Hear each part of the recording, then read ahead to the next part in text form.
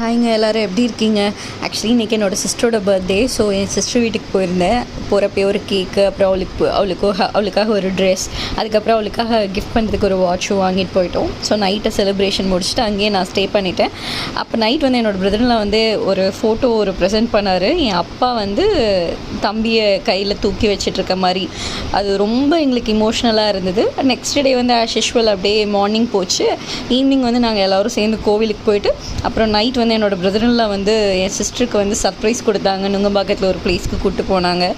செம்மையாக போச்சுங்க. பயங்கரமாக இருந்துச்சு அந்த பிளேஸ். அவ்வளோ சூப்பராக என்ஜாய் பண்ணோம். பாட்டு, டான்ஸ்னு செம்மையாக போச்சு.